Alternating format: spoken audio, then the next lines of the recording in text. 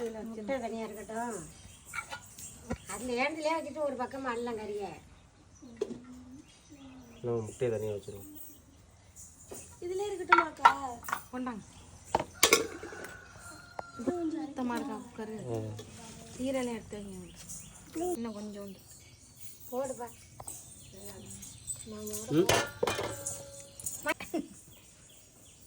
இன்னும் கொஞ்சோண்டு போடும். போடும். தண்ணி அப்படியே கிட்ட காமி.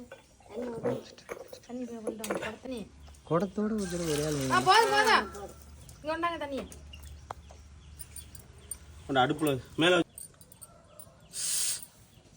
அதை மாட்டணும். எங்க மாட்டிட்டேன்.